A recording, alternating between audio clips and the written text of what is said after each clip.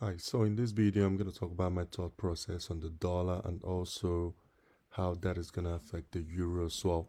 So if you look at my analysis right here, you can see that this right here is a sell side liquidity and this right here is also a sell side liquidity. And also note that this right here is a buy side liquidity. There's a lot of stop losses resting above this high, institutional stop losses, a lot of billions of dollars resting above this high, institutions that have been on sells on the dollar in anticipation for the dollar to continue lower. But the algorithm is most likely hunting for those stop losses that are resting above this high. Now, if we look at the monthly time frame, you can see that on the monthly time frame, I'm going to clear my chart so you can see it very clearly, but just keep your eyes at this key level so I can show you something on this key level. So right there, you can see there's an inefficiency resting right there. So this is acting as a draw on liquidity, and this is the reason why most likely price is going to draw into this key level. And if price draws into this key level, in as much as it's going to look like a break of structure, if we go to the daily time frame, if you look at it on the daily time frame, you're going to see that this is a swing high and this is a swing low. And if price takes this high, potentially a lot of traders will see that as a break of structure, and then we'll be anticipating for a retest to continue higher. So personally, I wouldn't really be so quick to jump into the market for buys if this high gets taken, because it could potentially be a run on liquidity for price to potentially run down to take the sell side liquidity. Because if you look at we're already in the first quarter, and if you look at the previous quarter, like for example right here, this was January 2023, you can see we had this high and the low, and look at how price rallied, took liquidity from the previous high in the previous year. So it took liquidity from the previous, so this was basically in March.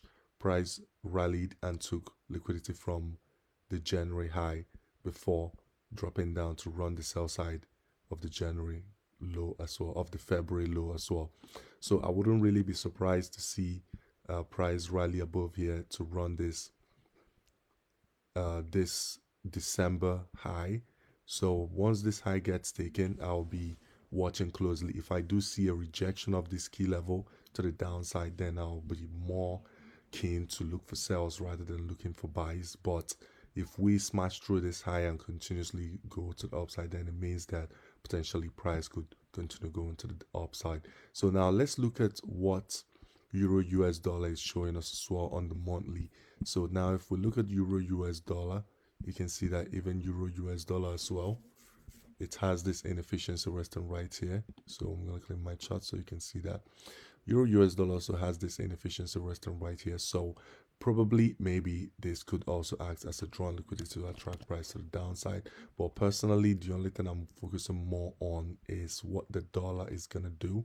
If price comes into that key level on the dollar and then I see a shift to the downside, then my focus will be to the downside on the dollar. So that is my analysis on what I'm looking forward to see on the dollar against the euro.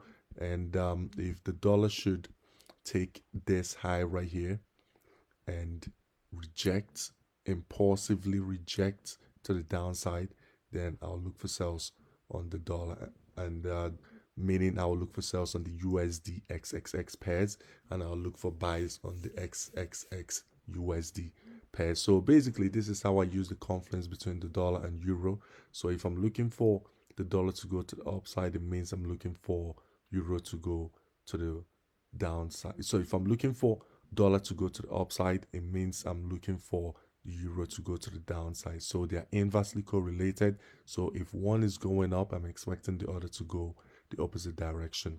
So that is basically how I look at these things. And so far you can see that the dollar went up today and euro went down today. So they are inversely correlated. So if you're looking for the dollar to go up, it means you're looking for the opposite on the euro US dollar.